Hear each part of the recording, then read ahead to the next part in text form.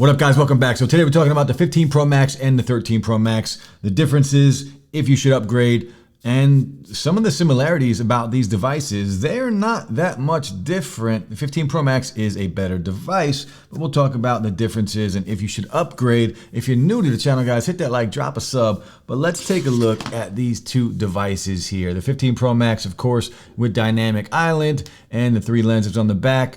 The blue color, the titanium phone, and the 13 Pro Max, one of my favorite iPhones of all time. Of course, we are going back to the notch. This is the graphite color. My favorite color on the 13 Pro Max was that alpine green color. I did love it, and I wish these companies would give us the cool colors at launch. That is a bit annoying. Now, titanium build, stainless steel. Which do you prefer? Both are very premium. The 13 Pro Max is heavier. Titanium is lighter than stainless steel, and the rounded edges make the 15 Pro Max much more comfortable to hold, and we get those sharper edges on the 13 Pro Max.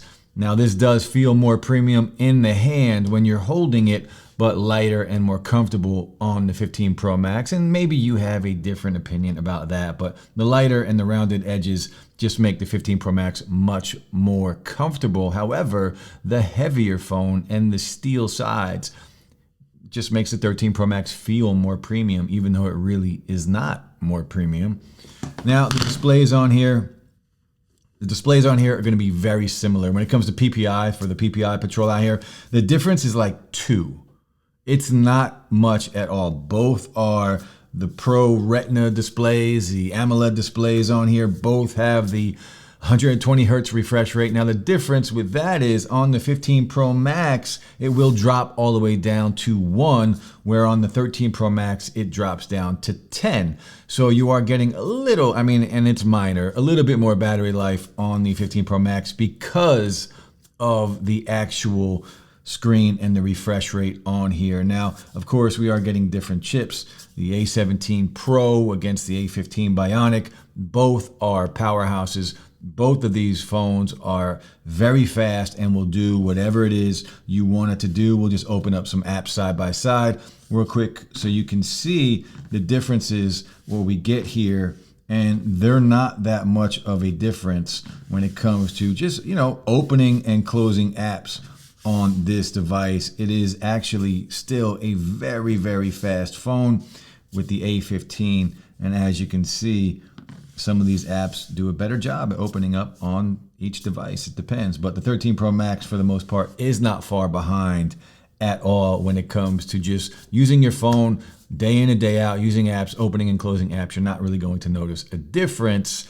Now, this phone will also continue to get updates for years to come. So if you're worried about not getting updates on the 13 Pro Max, do not worry about it. Normally 5 years, but we might even go longer with Apple on the 13 Pro Max because this phone is a beast and it will continue to be a beast. Now, the cameras on the back of these devices, we get the 3 lenses on both. And of course, the 48 megapixel, the new sensors on the 15 Pro Max, they are bigger sensors than what we get here on the 13 Pro Max. As you can see there, a little bit you might be able to tell, but bigger sensors, 48 megapixels compared to 12 on the main shooter, and then your ultra wide and your telephoto lens, the 5x zoom on the 15 Pro Max. Now, you're going to get good pictures out of both of these, no doubt, right? iPhones for years now have taken fantastic photos, one of the best when it comes to videos. The difference here, you will start to see a little more noise in low light conditions on the 13 Pro Max compared to what we get with the bigger sensor and the more megapixels on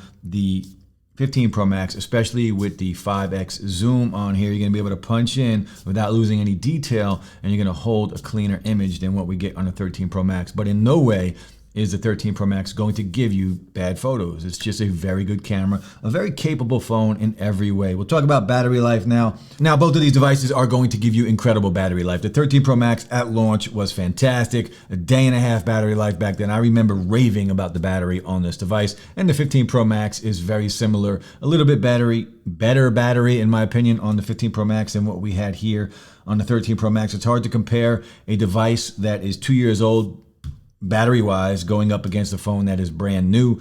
So just keep that in mind. You can see the battery health, the maximum capacity here on the 13 Pro Max, that is all the way down to 86%. So if you want better battery life, maybe, and you want to keep your phone for the 13 Pro Max, if you want to keep that, go ahead and replace the battery. It's probably going to cost you about $100, but that will extend your battery life and give you the best performance battery wise out of your phone. Where on the 15 Pro Max, it's a brand new phone, no worries. This thing is going to be a beast. But again, saying that, both of these devices are fantastic with battery. Again, Dynamic Island, the notch, which one do you prefer? Dynamic Island allows you to do some things. It is functional now instead of just an eyesore like we get with the notch that's just hiding the Face ID. But both of the displays are fantastic. Much brighter phone, much brighter display on the 15 Pro Max. I believe the maximum amount of nits on the 13 Pro Max was around 12 or 1300 nits compared to what we have here on the 15 Pro Max. So a much brighter display in sunlight.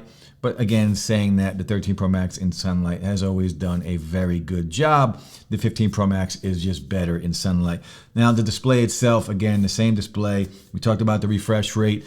10, this is going to drop down to 10, this is going to go all the way down to 1, so better performance battery wise. It will save you some. We do get the always on display on here, where on the 13 Pro Max, of course, we do not have anything, so just keep that in mind.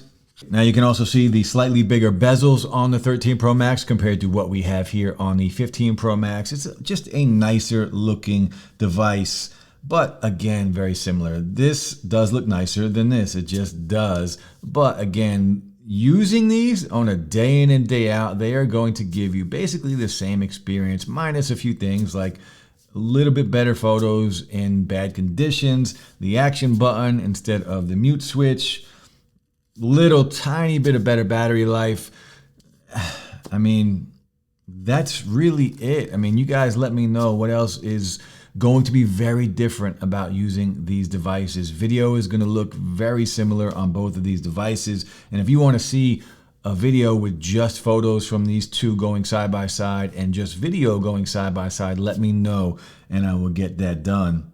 All right, so look, should you get the 13 Pro Max? Well, what it really comes down to is price, right? The 15 Pro Max is a very expensive device, around $1,200 starting storage, about 256 gigs of storage. Starting storage on the 13 Pro Max was 128. We do get 2 gigs of more RAM, 8 gigs of RAM on the 15, and 6 gigs of RAM on the 13 Pro Max. But price-wise, the 13 Pro Max, if you're not looking in the right place, can still be a very expensive phone.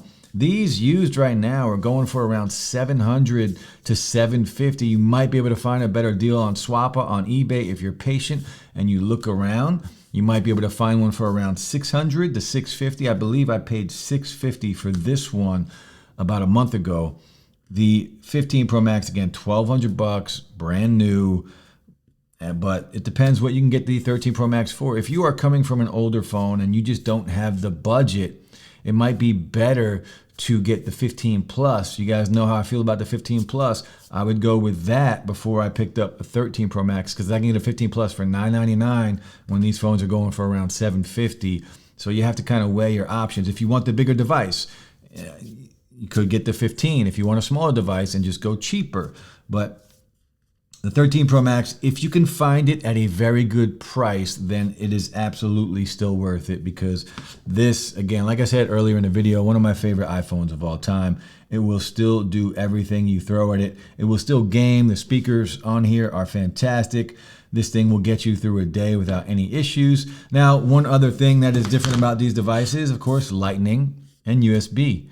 So we get USB-C on the 15 Pro Max finally, and the Pro Max does have the faster transfer speeds than what we get on the Plus and the regular 15, and then Lightning on the 13 Pro Max. Right now, that's not a problem. Give it a few years. When these phones start getting much older, then Lightning will start to become a problem. But right now, I don't think it's an issue at all. I use wireless charging for these anyway. That's also a small difference. You probably won't notice it. I believe the 15 Pro Max has like 25 watts of wireless charging, where this has 20 watts of wireless charging. So a slight difference there. It might take a little longer to charge up if you are using a wireless charger, but overall, these are going to do pretty much the same thing. Very good phones. Would you still buy a 13 Pro Max in 2023? I do have a whole video dropping on this device. Look how it actually looks a little smaller. Is it smaller?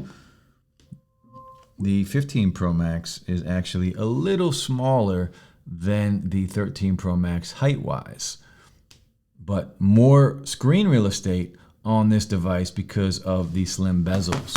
So a little smaller of device still, both of these 6.7 inches, just a little smaller form factor because of the slimmer bezels.